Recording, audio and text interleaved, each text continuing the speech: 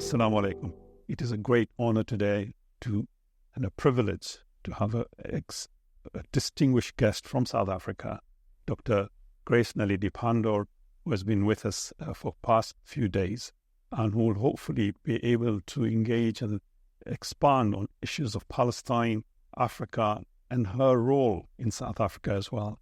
So I'm greatly honored to introduce Grace Naledi Pandor, who has been a minister in 4 different departments: Minister of Education, Science and Technology, Home Affairs, and International Relations. And that is some taking for one individual to have those different posts. Not only that, but she also has a PhD, held various other positions within the ANC and South African government. So please welcome Dr. Naledi Pandor. Thank you very much for joining us, and it's a great honor to have you with us today. Thank you very much for inviting me, and assalamu alaikum. Wa alaikum salam. Let's start from the sharp end, as they say, and since you have been at the forefront of the Palestinian cause, not just recently, but throughout your history. Today we've had the UN 8th of November, just remind ourselves, the UN has released a report in which they investigated for the past 6 months the crimes committed against the Palestinians. Of course, the report also talks about the 7th of October and blames what happened, what was carried out in Israel. But it predominantly focuses on the Israeli actions in Gaza, in which they looked at 8,119 cases. And it quotes that there has been unprecedented violations of international law by Israel. There's been war crimes and atrocities, and possible constitutes a genocide. We have been saying this for many months here in Britain right from the beginning. What is your take on the present report today and how you see things unfolding? Well, I welcome the report by the Human Rights Commission. We supported the intention to conduct this investigation. We are members of the Human Rights Council, South Africa, and I'm very glad that they've now published it. I believe it will form part of the evidence that we will present to the International Court of Justice in our case, which has very firmly alleged that we believe Israel is committing genocide and has an intention and has carried out actions that, in our view, constitute the very definition of genocide. That brings us nicely to the main point of the ICJ. I mean, why South Africa? There are many countries near Palestine who are affiliated through faith, culture, ethnicity, language. South Africa is literally thousands of miles away, both physically as well as culturally, if you like. So what inspired South Africa to carry out this case, or to present the case at ICJ against Israel? I think several things. Firstly, South Africa has a very strong solidarity and bond with the people of Palestine, and in particular their struggle, which mirrors in many, many aspects our experience of apartheid. The people of Palestine, their leadership in the organizations of liberation supported us in our struggle against apartheid. And so there is this old existing bond, which means whenever Palestine seeks to free itself from oppression, we must stand side by side with the people of Palestine. We identify with their cause. We support their strive for freedom. We believe no individual in the world should be oppressed, as the Palestinians are. In particular, we object to colonial oppression. But with respect to why we took up the case, I think it was the immensity of the catastrophe that is confronting the people of Palestine and the brutal onslaught that we saw on a daily basis. And we felt it was unconscionable for the world to merely observe, and that something had to be done. And our government, because it was a government decision, took the decision that we would invoke the convention on the crime and punishment of the crime of genocide, a convention to which Israel is a signatory, as it largely derived from the Jewish experience of Holocaust in the course of the Second World War. So you can only take a state party to the convention, to the ICJ on this matter, and we felt international law had to be brought into play because clearly there were severe breaches, both of the convention, but also of international humanitarian law and international human rights law. So we've always had a concern that international institutions don't always work in service of the oppressed. Yeah. And we thought it vital that we test these instruments and begin to draw the world's attention to the inadequacy of our responses when people face harm. Now, Israel has violated numerous UN resolutions. I lost count, I think, over 50. And some of them have been reiterated over 100 times, especially UN Resolution 194, right of return. What chances have we got that Israel will abide by any ruling we may have from the ICJ?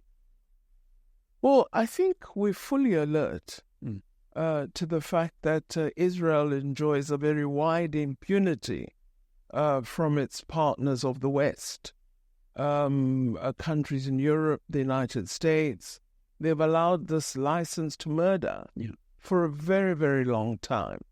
But I think that should not cause us to stop acting. Yeah. I think it's vital that we continue to say the world is concerned, human rights do exist and they must be observed, and we must show the world that as the global community, we have a duty to uphold international law, because a breach against Palestine can tomorrow be a breach against Rwanda, Bosnia, South Africa. So it's important that we uphold international law and draw the world's attention to the need to really make use of international law and also expose breaches. I think it's clear from the proceedings of our case at the ICJ that Israel has been found wanting to a very severe degree in the international public domain. And this is very important. So I think we should not despair. Yeah. I know that we've not won everything that we wanted to. The court supported a large number of the provisional measures we had asked for. The court indicated that it is plausible that genocide is being committed. The court referenced a lot of the evidence we'd put before them and even sought out their own. So I think an important process has been initiated by South Africa, and we must strive on with it. I would want to have the hearing proceed, and the government of South Africa has been resolute in affirming that they are continuing with the case, although there's a new coalition government in place. But they have submitted their memorial, their papers, and the evidence supporting. And the other countries that have said they'll join South Africa are in the process of preparing their own evidence. Do you have some sort of framework of time when we expect a result, or do you think it's very much? Well, the court does take very long, Yeah. but I think this is very urgent. And in fact, with respect to our first approach to the court, they addressed it on an urgent basis. Second and third, we've had 4 approaches already on provisional measures. And the fact that they said we must submit by beginning of November is important. We hope we'll get a date for the hearings early in 2025, but we do know these processes take very, very long. So there needs to be simultaneously the pursuit of the international law case, while at the same time we have the civil society campaign. So the two must work together because the eventual aim is to secure freedom. I'll come to the civil society in a moment, but I want to go back to the International Institute. We've had the North-South divide mainly along economic lines or either colonizing states and post-colonized states. With what's happened now, and particularly with the ICJ ruling, we have also seen that division cemented. Do you feel that is good for the international community, not the division itself, but the empowering of the South? So there's an alternative voice against the North. Yes, I do think it's very positive because often there's been a notion that international law is for finding the South guilty, that we only have evil people, evil governments in the South. The North is pure and its friends are pure. And now we have shown actually that this is not the case. So I think it's an important step by a country of the South. Linked to that is, of course, the summoning of developing country leaders to countries in the West for a sort of hectoring tone of, you must obey human rights, you don't practice democracy sufficiently, you don't respect international law.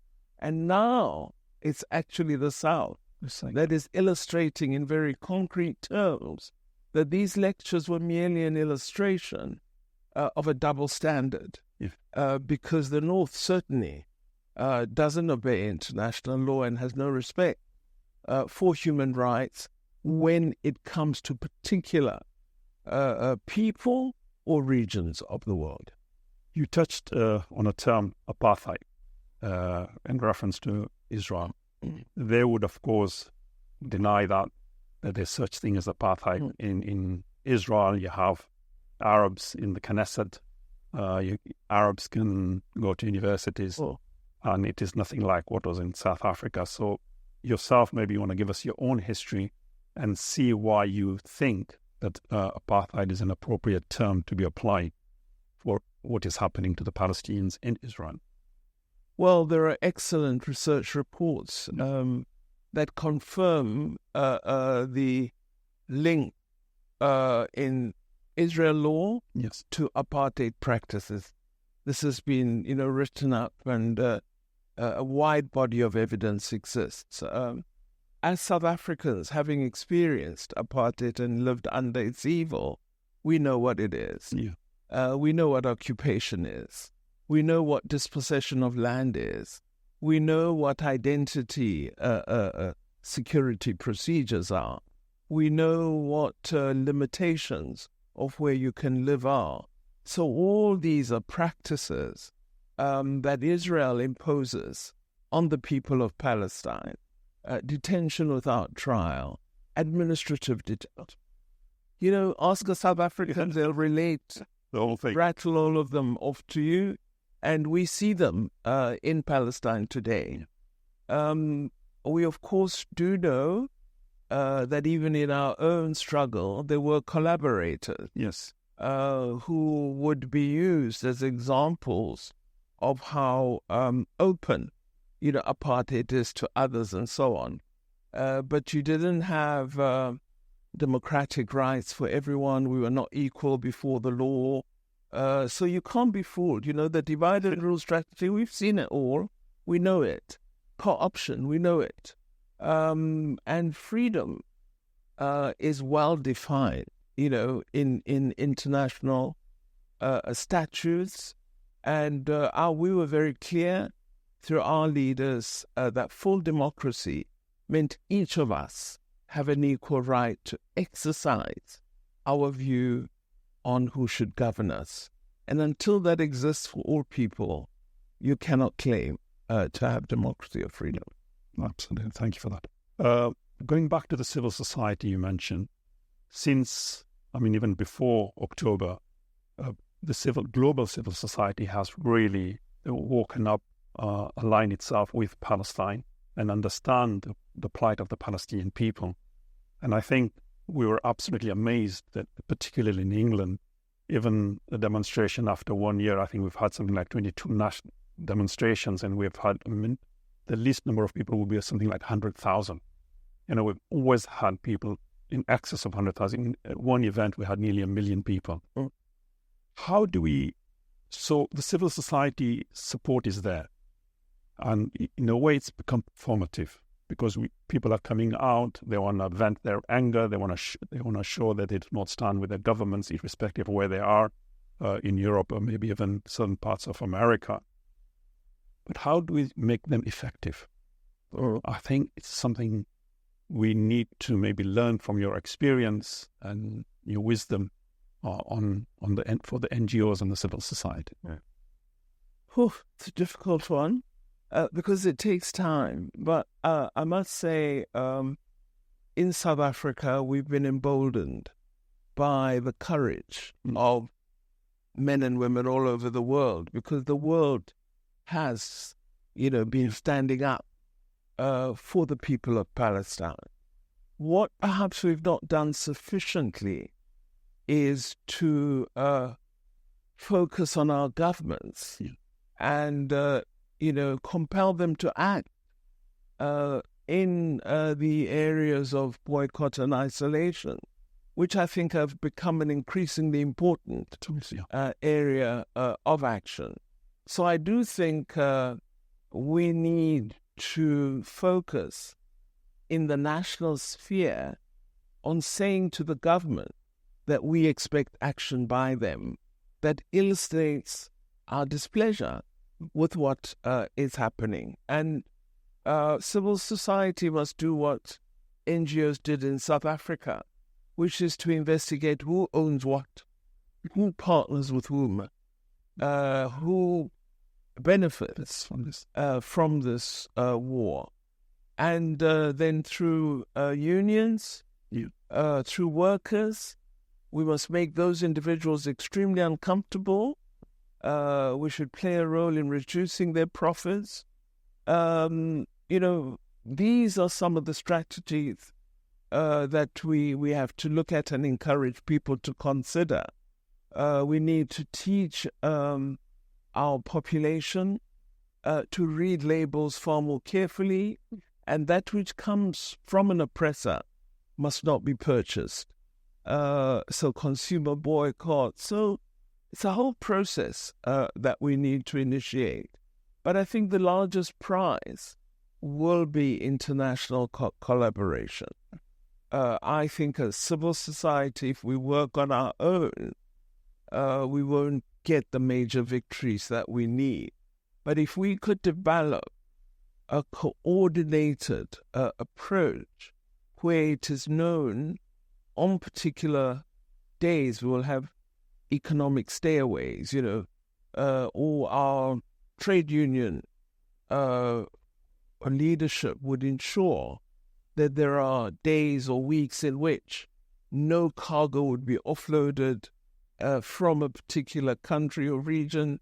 I don't want to be subversive in your podcast, but these are some of the things that need to be considered. But these are the very things that help South Africa and apartheid. Indeed, these were the strategies that helped us in our own struggle against apartheid. It was the international community really sacrificing its time to highlight our struggle, to ensure sports boycotts, artists who would not perform in apartheid South Africa, or artists who would not perform before a whites-only audience, which was often what was arranged with international artists, and the public all over the world being alert at every point about any action that might constitute an affirmation of an oppressive state.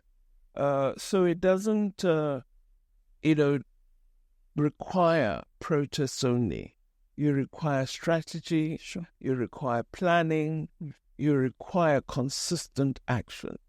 And if we can organize in a manner that gets us to that point, as organs of civil society, you will begin to see that collapse. I hope so. That brings us to what's happened just recently in America. We have the global society, the civil society, definitely, as you rightly mentioned, that is in solidarity with the Palestinians. Yet the global power, the powerhouse of the globe at the moment, which rests with America, elected Trump and the potential isolationist ideas that he has, and his philosophy, political philosophy of the Middle East, if he has one. How do you see that fanning out and being enacted upon the impact it has on the Palestinian people? Well, from past experience, it's a worrying development, but the people of America have the right to choose the leaders that they want. From the perspective of the struggles underway in the world today, I think that we must not diminish our activism. It's very, very important. It is people who change history. It's not often governments. So I think we must not pause in the strategies, in the actions that have been underway. And it's vital also that we focus on the most powerful countries. America being one, the United Kingdom, Germany, France, having played the key roles in support of Israel. So we need to draw attention to these countries' roles, but also I think we need to find a way of beginning to persuade the world that there is value in pursuing positive values. Bringing about. I think that the world has become a very fearful world. It's one in which we are pejorative about particular groupings. There's the dominance of Islamophobia. And so everything is cast in a very narrow light. And we don't always associate the oppression experienced by Palestinians, who might be thousands of miles away, with the potential for us to lose our own enjoyment of rights. So, for example, you see today that universities are almost being told what to teach, yes, or who should lead them. This is totally wrong for higher education, but it's a consequence of a diminishing attachment to the enjoyment of human rights and freedom of expression. So, as humanity, we must realize that our strive on behalf of others is an important part of us continuing the freedoms that we love. That brings me nicely to Africa itself as a continent. It has the greatest resources in the world, we might say, especially minerals. Mm-hmm. It has vibrant communities and societies and ethnicities and culture as well. Yet we see that Africa has somehow not been able to exercise that on the international arena. What kind of parameters do you think you should adopt to change that so that it becomes a force for good? Well, I think the first thing is African leaders must have confidence in the world stage. And they can only do that if they unite as African countries. They turn to operate as small individual countries and so lose the power that comes with a unified approach. So we need to make better use of the African Union to strengthen it as our institution and our voice. But the most important task facing us is control of our natural resources and ensuring that we use them as a means of growing our economy and of benefiting our people. We hold the bulk of strategic minerals in the world, but we're the poorest continent. So it's vital that we learn value addition, that we have beneficiation of our minerals on the continent, that we develop the capability to innovate, we strengthen our productive capacity, our manufacturing base. We're working on all those things. But one of our negatives is, of course, external parties that interfere consistently on the African continent, because the greater the insecurity, the greater the instability, the more opportunity to control our resources. So in a lot of the problems that we have, you will find there are external forces involved. So, sorry, would you say then there is a post-colonial reordering of the globe that is still trying to ensure that the West, the North, derives benefit even after the so-called independence of the states then? Well, post-colonial, did we really organize in a new way? Did we industrialize? Did we modernize? What kind of systems were created? I don't know how true this is, but we hear that most African countries that are French, former colonies, deposit much of their public revenue in French financial institutions. I don't know whether this is true, but it's horrifying. So that means they don't control their own resources. This is a troubling position to be in. But also what it means is that our leaders, or some of them, have made themselves clients of the former colonizer. And this is the neo-colonialism that we see in parts of Africa. So what it leads to is massive corruption in the public sphere. So even when you are generating some good resources, you are eating them up through individuals, and you're not devoting them to development of the country. We have to change this.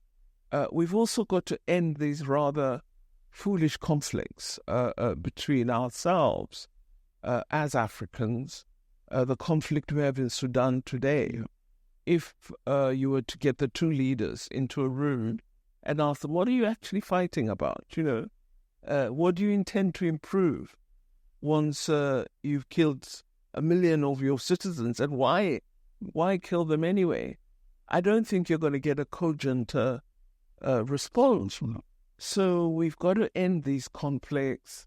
We've got to ensure that arms are not getting into the continent and being distributed to groupings that just ferment more and more conflict, as has happened with Libya. So there are many lessons for us to learn. And my own belief is a major part of what Africa needs to do is to end conflict, is to create conditions of peace and stability, because that will help. So that gives me an opportunity to ask you the question on conflict resolution. Do we have resources within Africa, indigenous ideas and concepts in order to overcome this conflict? Or does Africa have to always turn to the North, most likely the very individuals who started the conflict? Well, I really have not been aware of African countries turning to the North, but I do know we find countries from the North very present in telling us that they're helping to resolve a conflict. You see this in Palestine today, you see it in Sudan, and you wonder, how did they arrive there and what's their interest? We do have resources. We have the African Union. We have a commission on politics, peace and security, and it should be doing much more. As the African Union, we have asserted that we believe we need to find African solutions for African problems. This is why when there was the conflict in Tigray between the Tigrayan forces and the federal government of Ethiopia, we invited both to South Africa to engage in negotiations, and eventually we got the Pretoria Agreement. So that was Africa, actually actively supporting a process of ending a conflict. And of course, present in the room were Europeans and American representatives. But anyway, that's another story. Got the Pretoria Agreement. So we have to do things ourselves as well. Let me diverge a little bit and get a little bit personal for our audience. How did you yourself get engaged into politics? Who were your mentors and what moved you to be invested in it? Well, initially I hated politics, largely because we were an exiled family. Sure. Our grandfather and my father were very involved in the struggle against apartheid. They were in the African National Congress. They were leaders in the movement. And so we went into exile. I was 6 years old when we left home. What was your grandfather's name? Sorry. My grandfather was Z.K. Matthews, and my father was Joe Matthews, and my mum was Fikile Matthews. We always forget the women. And they're the ones who raised all of us, the children of these political gentlemen. But we then lived in so many different countries. Every time, we just began to settle, we'd hear that we have to move to another country. So you change schools, change neighborhood. Yeah, you don't know the friends you've got to know, you no longer know them. And also have to learn another language. I mean, it was, so I, when I understood that this was happening because my country had a struggle, I said, I'll never be a politician. I wouldn't join politics. Why is my dad in this thing? But I think because they constantly spoke about our country and that we had this evil called apartheid, but one day we would be free, it stirred something. My real interest as a young woman, young graduate, was education. And so I began as a teacher, became interested in the rights of teachers, but most particularly really came to believe that the plight of Black people could be solved through education. And so I was an education activist, much more than a freedom fighter. I believed you had to be an educated freedom fighter. And so I was really always looking for these young people who were in exile and trying to get them into school and university. So that education activism is what got me into politics. So when we were going to have the first election, just before 94, the ANC approached me and asked me to be one of their candidates. Initially, I refused because I didn't see myself as, as political. But my family said, no, but you can't say no. You have to, I think now they feel they wish they'd said no. You have to, our organization and our country is going to its first elections and people, like yourself will be needed. So eventually I agreed and I stayed in for 30 years. I've just recently left politics.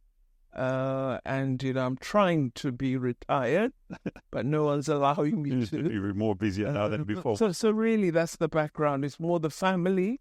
Come from a political family, very, very involved in the African National Congress. Eventually, my dad actually fell out with them. So was your father there to see you get the first seat? He served in the government of President Mandela. Fantastic. And served, I think, 2 terms, and then decided to retire, but was always close to the leadership and the organization. So they went to university together. My grandfather was the principal of the university that all of them attended, Fort Hare. It's an old established university in South Africa. So, they had high respect for him. and he is the person who initiated the crafting of the Freedom Charter, which influenced the Bill of Rights of the 1950s. The Freedom Charter was adopted in 1955. He proposed this at a conference of the ANC, where he said, we will be free one day. Let us ask our people to draw up a Freedom Charter, and we will adopt it as our document for the South Africa we wish to see. Very visionary. And so for 2 years, there was a campaign from that 53 conference. 1955, there was a Congress of the People, as they called it, in a township called Kliptown in Johannesburg. People came forward. They had written on pieces of paper, cardboard, whatnot, what they proposed. And included in those proposals was something that has driven me as Minister of International Relations. And that is, there shall be peace and friendship.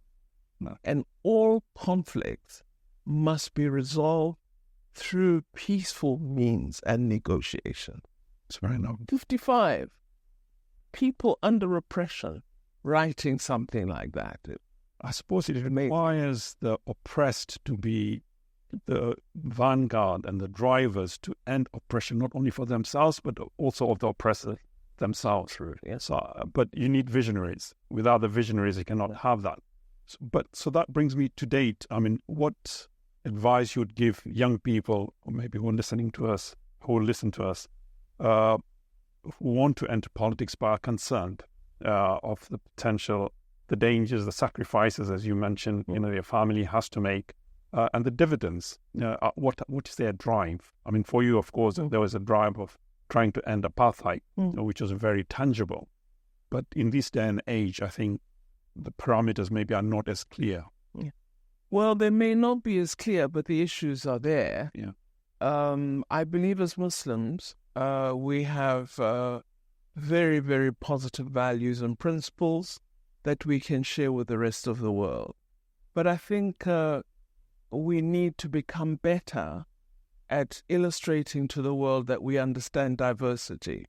Because I think we still present ourselves as a very exclusive grouping with a faith that doesn't appear accessible. And so I think we need to be more engaged with broader society. And the basis of that engagement is not to change our beliefs, but to use them as a means of improving society. And I really think our young people can do that very, very well. If you want to change the world, you have to be in government, because that's where, laws are framed. That's where programs are developed. That's where revenue is generated and utilized. So I think young people should really be keenly interested in taking up leadership roles and in being political. They're often afraid, but what we need are ethical politicians with integrity, who will have a commitment to serve and not to self-benefit. And for me, all those values lie in my community. And so I am hopeful that we'll see more and more of our young people taking up positions of leadership and of supporting communities. So before we end, I want to come back to Palestine, because at what stage did you yourself get engaged in the cause of Palestine?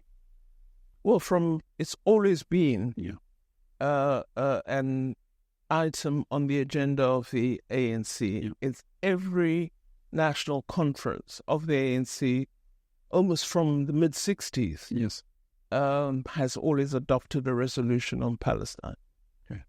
And then, of course, once I became Minister of International Relations, I became deeply immersed in acting on those resolutions. So how do you see the future unfold? I mean, I know none of us have a crystal ball, but I mean, we have with us potentially now the ethnic cleansing in Gaza, Palestinians literally being wiped out on one end. Then we have there's some want to call about a two-state solution, and there's others of one-state solution. But the reality on the ground is catastrophic, to put it mildly. So how do you think we see ourselves in maybe 5, 10, 15 years' time, things unfolding? I think there's got to be holding to account of those who've committed gross violations, just as we did with the Truth and Reconciliation Commission in South Africa. So the truth will be out, and those who are guilty of the worst excesses, I think they must face prosecution.